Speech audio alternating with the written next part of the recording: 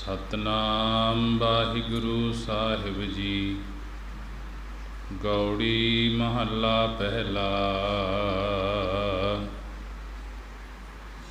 गुर प्रसादी बूझ ले तो होए नवेरा,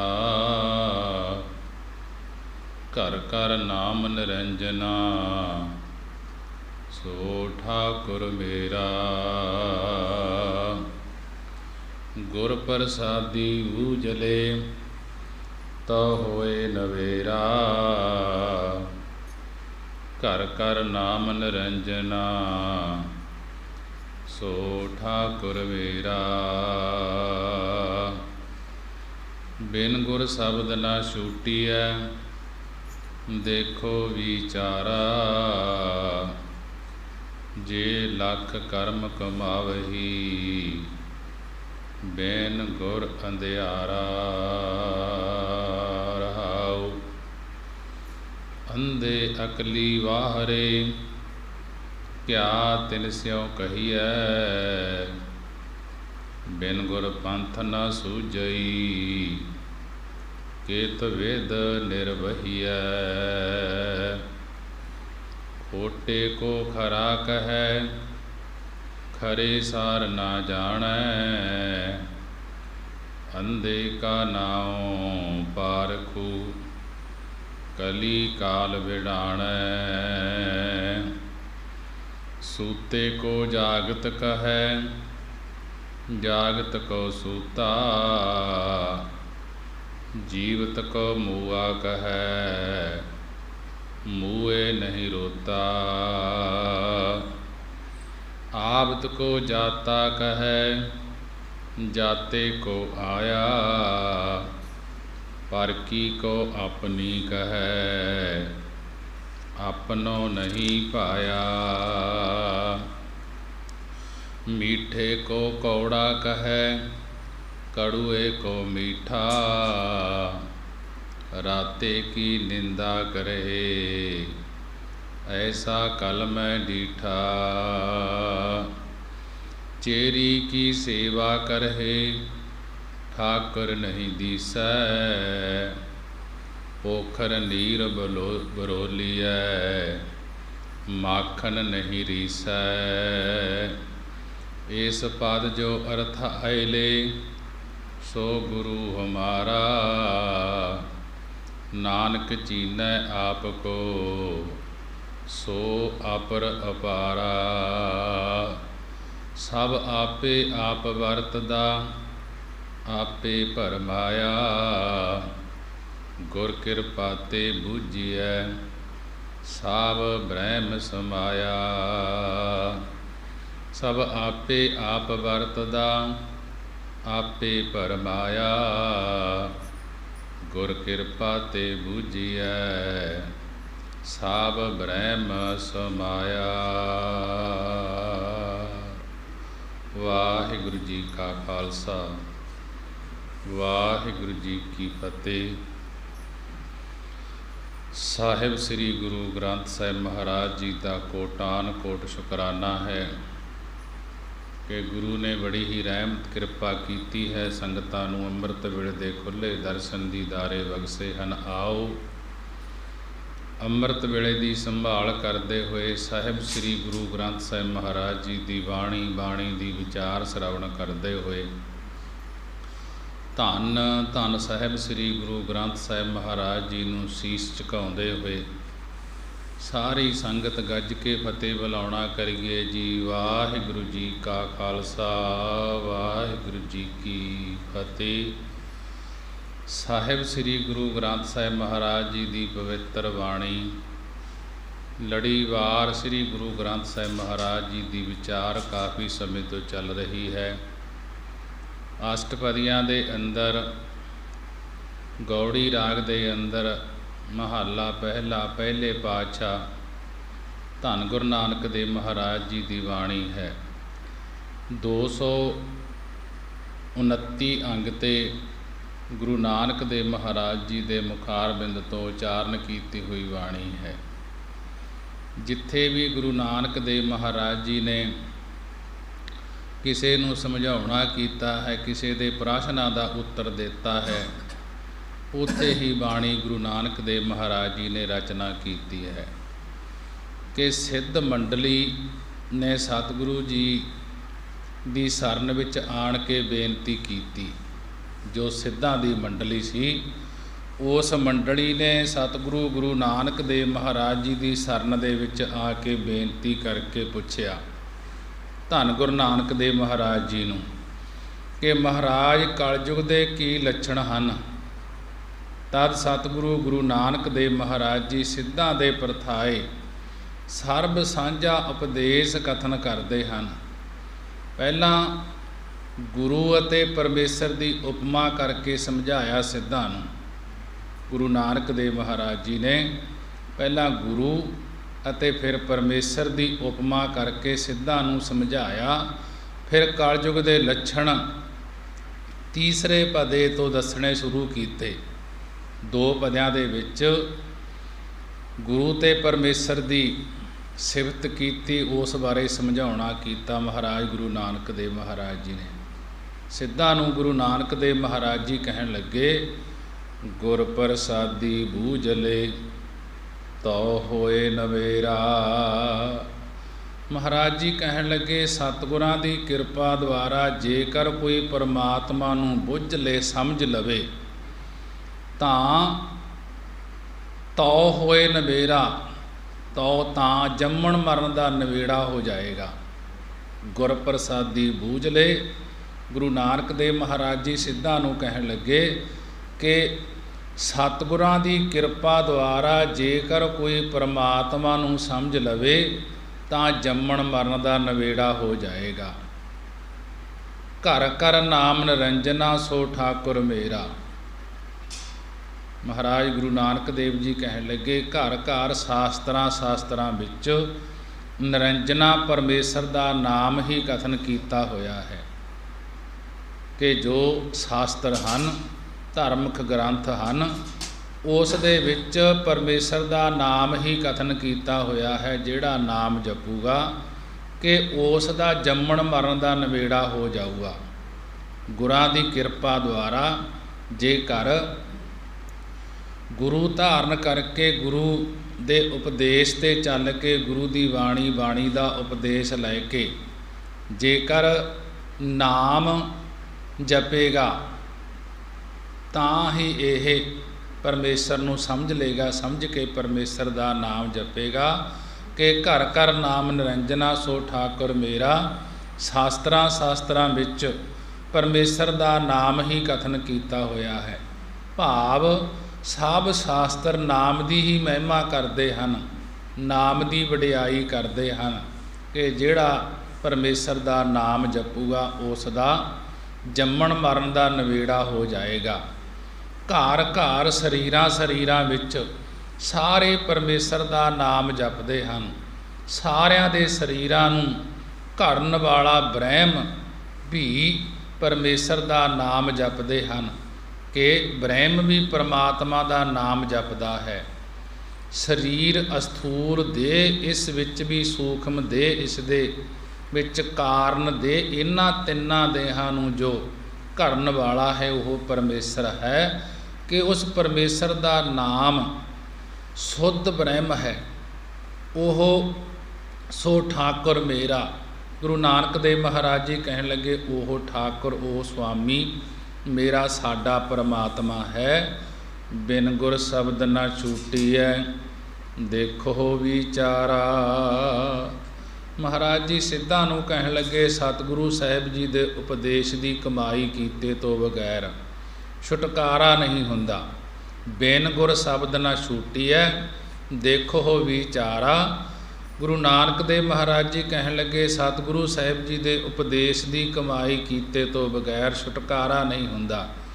ਬੇਸ਼ੱਕ ਇਸ ਨੂੰ ਵਿਚਾਰ ਕਰਕੇ ਦੇਖ ਲਵੋ। ਜੇ ਲੱਖ ਕਰਮ ਕਮਾਵਹੀ ਬਿਨ ਗੁਰ ਅੰਧਿਆਰਾ। ਮਹਾਰਾਜ ਜੀ ਕਹਿਣ ਲੱਗੇ, ਜੇਕਰ ਲੱਖਾਂ ਜਨਮ ਧਾਰ ਕੇ ਲੱਖਾਂ ਕਰਮਾਂ ਨੂੰ ਕਮਾ ਲਵੇਂ ਪਰੰਤੂ ਸਤਿਗੁਰਾਂ ਤੋਂ ਬਗੈਰ ਅਗਿਆਨ ਦਾ ਹਨੇਰਾ ਬਣਿਆ ਹੀ ਰਹੇਗਾ। जे लख कर्म कमावही, जे लख लखां जन्म धार के लखां कर्मां नूं कमा लवें, परंतु बेन गुर अंधियारा, सतगुरां तो बगैर, पूरे गुरु तो बगैर अगियान दा अंधियारा हनेरा बनिया रहिंदा है।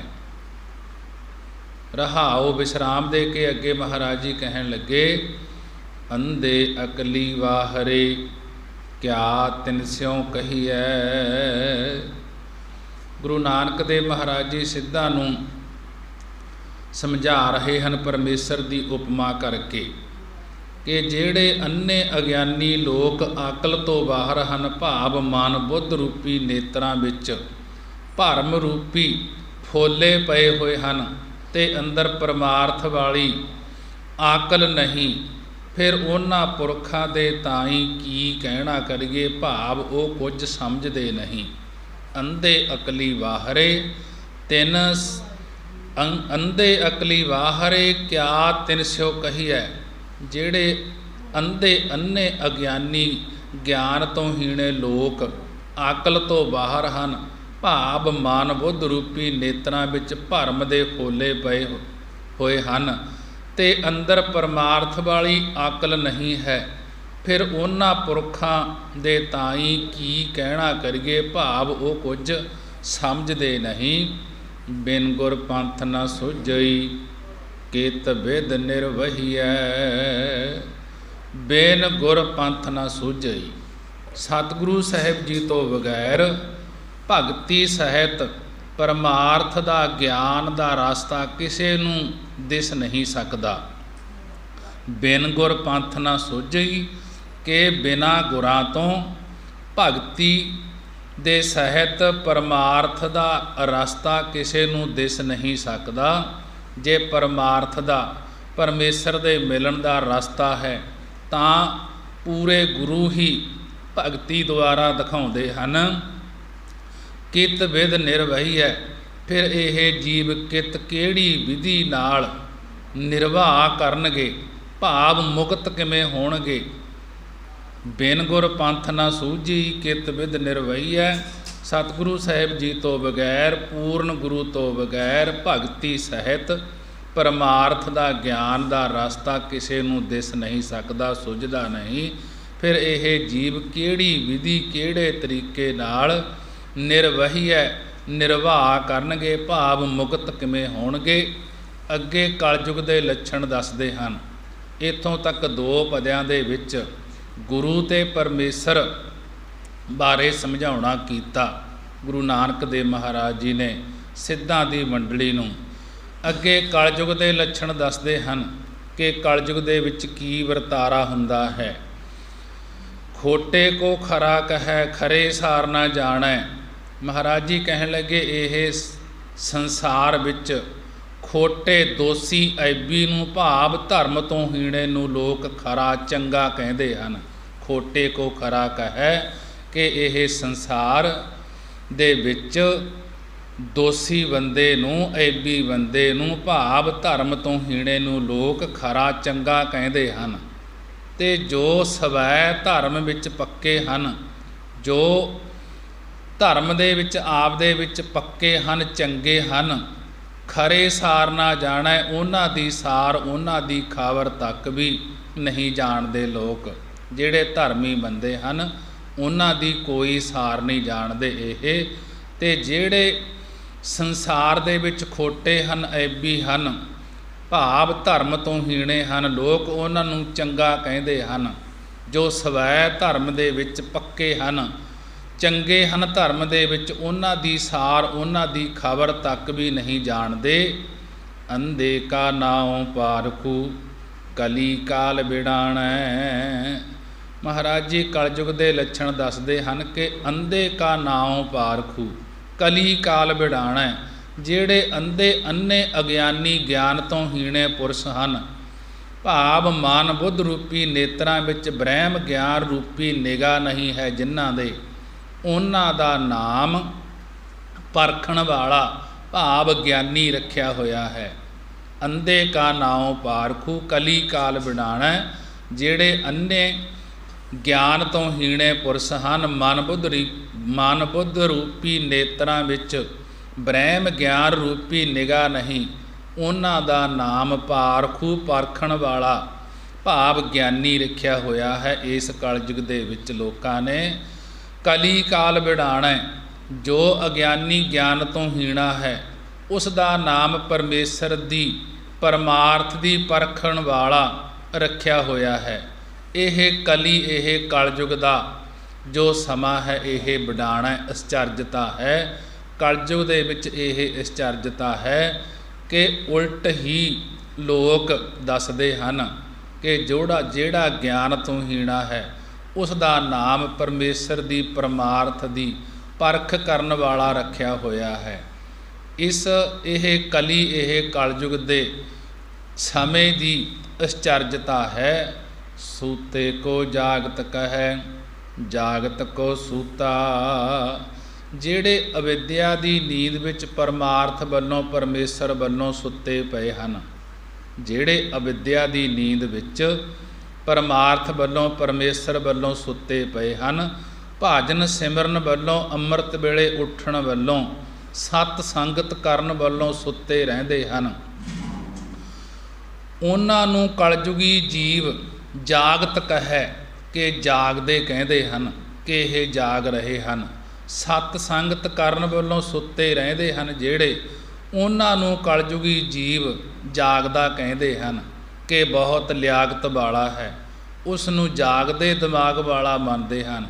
ਤੇ ਜਿਹੜੇ ਆਪਣੀ ਬਿਰਤੀ ਨੂੰ ਪਰਮੇਸ਼ਰ ਦੇ ਚਰਨਾਂ ਵਿੱਚ ਜੋੜ ਕੇ ਗਿਆਨ ਅਵਸਥਾ ਵਿੱਚ ਜਾਗਦੇ ਹਨ, ਉਹਨਾਂ ਨੂੰ ਸੁੱਤਾ ਹੋਇਆ ਕਹਿੰਦੇ ਹਨ ਕਿ ਇਸ ਨੂੰ ਤਾਂ ਸੰਸਾਰ ਦਾ ਕੁਝ ਪਤਾ ਨਹੀਂ।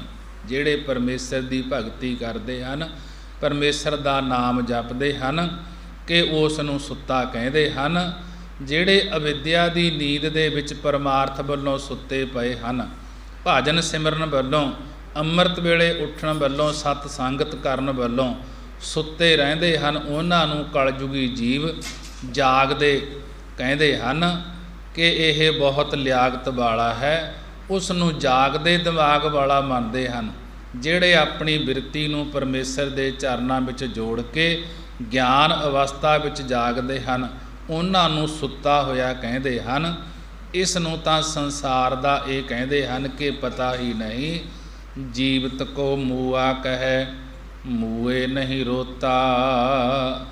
ਜਿਹੜੇ ਵਾਹਿਗੁਰੂ ਵੱਲੋਂ ਜਿਉਂਦੇ ਹੋ ਗਏ ਹਨ, ਉਹਨਾਂ ਨੂੰ ਮਰਿਆ ਹੋਇਆ ਕਹਿੰਦੇ ਹਨ। ਜੋ ਪਰਮੇਸ਼ਰ ਵੱਲੋਂ ਮਰੇ ਹੋਏ ਹਨ, ਉਹਨਾਂ ਨੂੰ ਰੋਂਦੇ ਹੀ ਨਹੀਂ ਹਨ। ਜੀਵਤ ਕੋ ਮੂਆ ਕਹੈ, ਮੂਏ ਨਹੀਂ ਰੋਤਾ।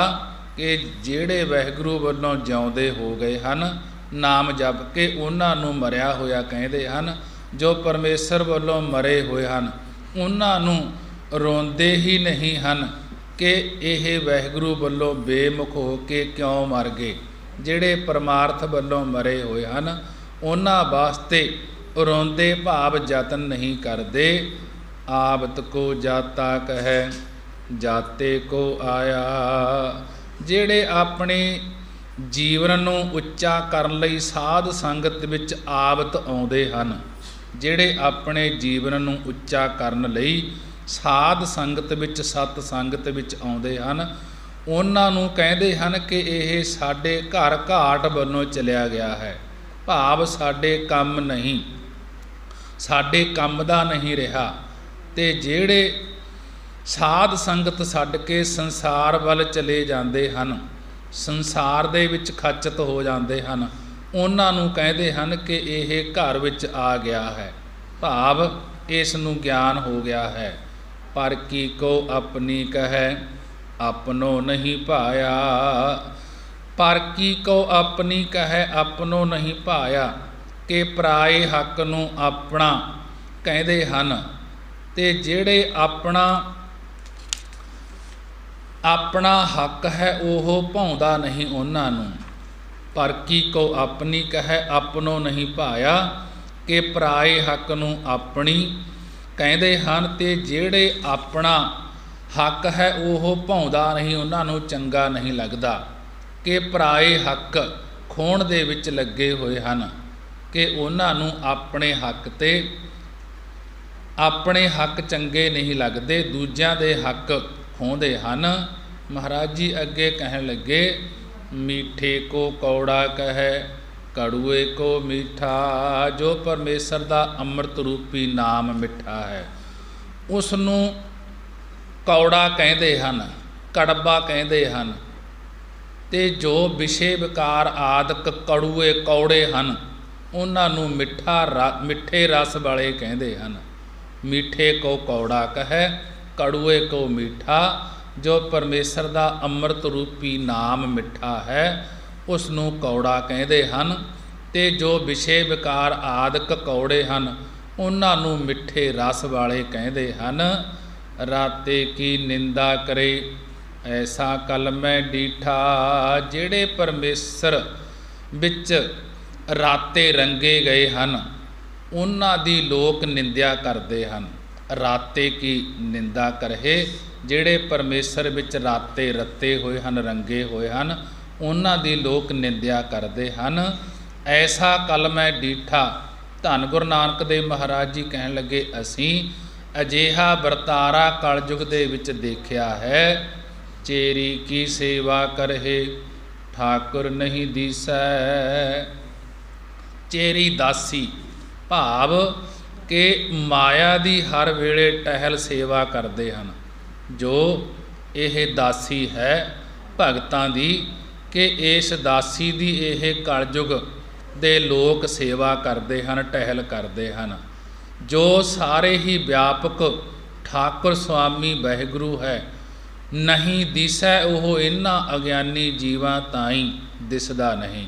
ਚੇਰੀ ਕੀ ਸੇਵਾ ਕਰਹਿ ਠਾਕੁਰ ਨਹੀਂ ਦਿਸੈ, ਕਿ ਕਲਯੁਗੀ ਜੀਵ ਦਾਸੀ ਦੀ ਭਾਵ ਮਾਇਆ ਦੀ ਹਰ ਵੇਲੇ ਸੇਵਾ ਕਰਦੇ ਰਹਿੰਦੇ ਹਨ, ਅਤੇ ਜੋ ਸਾਰੇ ਹੀ ਵਿਆਪਕ ਠਾਕੁਰ ਸੁਆਮੀ ਵਾਹਿਗੁਰੂ ਹੈ ਉਹ ਇਹਨਾਂ ਅਗਿਆਨੀ ਜੀਵਾਂ ਤਾਈਂ ਦਿਸਦਾ ਨਹੀਂ, ਪਰਮੇਸ਼ਰ ਦਿਸਦਾ ਨਹੀਂ। ਪੋਖਰ ਨੀਰ ਬਰੋਲੀਐ ਮਾਖਣ ਨਹੀਂ ਰੀਸੈ, ਕਿ ਪੋਖਰ ਛੱਪੜ ਟੋਭੇ ਆਦਿਕ ਦਾ ਜਾਲ ਰਿੜਕਣਾ ਕਰੀਏ ਤਾਂ ਉਸ ਵਿੱਚੋਂ ਮਾਖਣ ਨਹੀਂ ਰੀਸੈ, ਮੱਖਣ ਨਹੀਂ ਨਿਕਲਦਾ। ਪੋਖਰ ਨੀਰ ਬਰੋਲੀਐ, ਜੇ ਪੋਖਰ ਛੱਪੜ ਦੇ ਢੋਏ ਦਾ ਪਾਣੀ ਜਿਹੜਾ ਜਲ ਹੈ ਇਹ ਬਰੋਲਣਾ ਕਰੀਏ, ਰਿੜਕਣਾ ਕਰੀਏ ਤਾਂ ਉਸ ਵਿੱਚੋਂ ਮੱਖਣ ਨਹੀਂ ਨਿਕਲਦਾ। ਇਸੇ ਪ੍ਰਕਾਰ ਸੰਸਾਰ ਰੂਪੀ ਟੋਭੇ ਦੇ ਭੂਤਾਂ ਪ੍ਰੇਤਾਂ ਦੀ ਉਪਾਸਨਾ ਅਤੇ ਸਕਾਮ ਕਰਮਾਂ ਰੂਪੀ ਪਾਣੀ ਨੂੰ ਰਿੜਕਦੇ ਰਹਿੰਦੇ ਹਨ, ਤਾਂ ਇਸ ਵਿੱਚੋਂ ਪਰਮੇਸ਼ਰ ਦਾ ਆਨੰਦ ਰੂਪੀ ਗਿਆਨ ਰੂਪੀ ਮੱਖਣ ਨਹੀਂ ਨਿਕਲਦਾ। ਇਸ ਪਦ ਜੋ ਅਰਥਾਏ ਲੈ ਸੋ ਗੁਰੂ ਹਮਾਰਾ।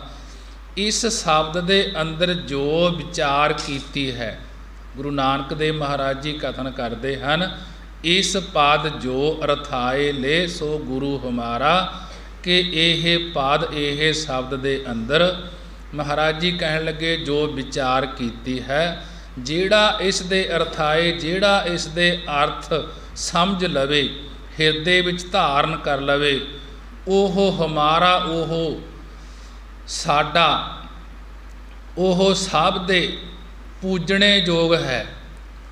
ਜਿਹੜਾ ਇਹ ਸ਼ਬਦ ਦੀ ਵਿਚਾਰ ਕੀਤੀ ਹੈ, ਮਹਾਰਾਜ ਜੀ ਕਹਿਣ ਲੱਗੇ ਜਿਹੜਾ ਇਸ ਦੇ ਅਰਥ ਨੂੰ ਸਮਝ ਲਏਗਾ, ਹਿਰਦੇ ਵਿੱਚ ਧਾਰਨ ਕਰ ਲਏਗਾ, ਸੋ ਗੁਰੂ ਹਮਾਰਾ, ਉਹ ਹਮਾਰਾ ਤਮਾਮ ਭਾਵ ਸਭ ਦੇ ਗੁਰੂ ਪੂਜਣੇ ਯੋਗ ਹਨ।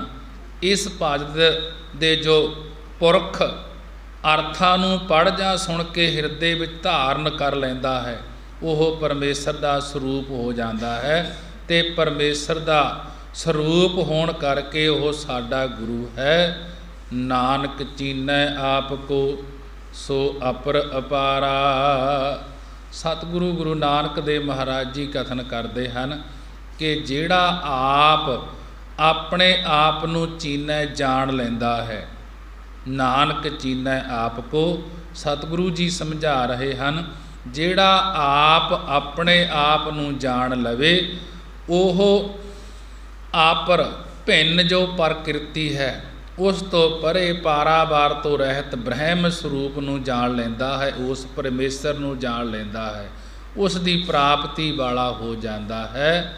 ਸਭ ਆਪੇ ਆਪ ਵਰਤਦਾ ਆਪੇ ਪਰਮਾਇਆ। ਸਾਰਿਆਂ ਵਿੱਚ ਆਪ ਖੁਦ ਆਪਣਾ ਆਪ ਰੂਪ ਹੀ ਪਰਮੇਸ਼ਰ ਵਰਤ ਰਿਹਾ ਹੈ। ਸਭ ਆਪੇ ਆਪ ਵਰਤਦਾ ਆਪੇ ਪਰਮਾਇਆ, ਕਿ ਸਾਰਿਆਂ ਵਿੱਚ ਆਪੇ ਆਪ ਖੁਦ ਪਰਮੇਸ਼ਰ ਆਪ ਹੀ ਵਰਤ ਰਿਹਾ ਹੈ। ਆਪ ਹੀ ਜੀਵਾਂ ਦੀ ਕਰਨੀ ਕਰਤੂਤ ਅਨੁਸਾਰ ਪਰਮਾਇਆ ਪਰਮਾ ਰਿਹਾ ਹੈ। ਗੁਰ ਕਿਰਪਾ ਤੇ ਬੂਝੀਐ ਸਾਬ ਬ੍ਰਹਮ ਸਮਾਇਆ। ਗੁਰੂ ਨਾਨਕ ਦੇਵ ਮਹਾਰਾਜ ਜੀ ਕਹਿਣ ਲੱਗੇ ਕਿ ਸਤਿਗੁਰਾਂ ਦੀ ਕਿਰਪਾ ਦਇਆ ਦ੍ਰਿਸ਼ਟੀ ਤੋਂ ਹੀ ਸਮਝਣਾ ਕਰੀਏ, ਸਮਝਣਾ ਕਰੀਦਾ ਹੈ ਕਿ ਸਾਰਿਆਂ ਵਿੱਚ ਪਰਮੇਸ਼ਰ ਹੀ ਵਿਆਪਕ ਹੈ, ਮਿਲਿਆ ਹੋਇਆ ਹੈ। ਸਭ ਆਪੇ ਆਪ ਵਰਤਦਾ ਆਪੇ ਪਰਮਾਇਆ। ਗੁਰ ਕਿਰਪਾ ਤੇ ਬੂਝੀਐ ਸਭ ਬ੍ਰਹਮ ਸਮਾਇਆ। ਮਹਾਰਾਜ ਜੀ ਕਥਨ ਕਰਦੇ ਹਨ, ਸਾਰਿਆਂ ਵਿੱਚ ਆਪ ਖੁਦ ਪਰਮੇਸ਼ਰ ਆਪ ਹੀ ਰੂਪ ਪਰਮੇਸ਼ਰ ਦਾ ਵਰਤ ਰਿਹਾ ਹੈ ਤੇ ਆਪ ਹੀ ਜੀਵਾਂ ਦੀ ਕਰਨੀ ਕਰਤੂਤ ਅਨੁਸਾਰ ਪਰਮਾ ਰਿਹਾ ਹੈ ਜੀਵਾਂ ਨੂੰ। ਗੁਰ ਕਿਰਪਾ ਤੇ ਬੂਝੀਐ ਸਭ ਬ੍ਰਹਮ ਸਮਾਇਆ। ਸਤਿਗੁਰਾਂ ਦੀ ਕਿਰਪਾ ਦ੍ਰਿਸ਼ਟੀ ਤੋਂ ਹੀ ਸਮਝਣਾ ਕਰੀਦਾ ਹੈ ਕਿ ਉਹ ਪਰਮੇਸ਼ਰ ਸਾਰਿਆਂ ਦੇ ਵਿੱਚ ਸਮਾਇਆ ਹੋਇਆ ਹੈ, ਵਿਆਪਕ ਹੈ, ਮਿਲਿਆ ਹੋਇਆ ਹੈ। ਮਹਾਰਾਜ ਜੀ ਨੇ ਬੜੇ ਹੀ ਵਿਸਤਾਰ ਦੇ ਨਾਲ ਗੁਰਬਾਣੀ ਦੁਆਰਾ ਧੰਨ ਗੁਰੂ ਨਾਨਕ ਦੇਵ ਮਹਾਰਾਜ ਜੀ ਨੇ ਕਲਯੁਗ ਦੇ ਲੱਛਣ ਦੱਸੇ ਹਨ ਕਿ ਕਲਯੁਗੀ ਜੀਵ ਉਲਟ ਚੱਲ ਰਹੇ ਹਨ, ਉਲਟ ਹੀ ਕਹਿ ਰਹੇ ਹਨ। ਪਰ ਪਹਿਲੇ 2 ਪਦਿਆਂ ਵਿੱਚ ਪਰਮੇਸ਼ਰ ਤੇ ਗੁਰੂ ਦਾ ਗਿਆਨ ਦੇ ਕੇ 7 ਪਦਿਆਂ ਵਿੱਚ ਮਹਾਰਾਜ ਜੀ ਨੇ ਕਲਯੁਗ ਦੇ ਲੱਛਣ ਸਮਝਾਉਣੇ ਕੀਤੇ ਹਨ। ਗੁਰਬਾਣੀ ਪੜ੍ਹਦਿਆਂ ਤੋਂ ਵਿਚਾਰਾਂ ਕਰਦਿਆਂ ਤੋਂ ਇੱਕ ਨਹੀਂ ਅਨੇਕਾਂ ਹੀ ਭੁੱਲਾਂ ਹੋ ਜਾਂਦੀਆਂ ਹਨ। ਗੁਰੂ ਦੀ ਸੰਗਤ ਗੁਰੂ ਬਖਸ਼ਣਹਾਰ ਹੈ। ਹੋਈਆਂ ਭੁੱਲਾਂ ਦੀ ਖਿਮਾ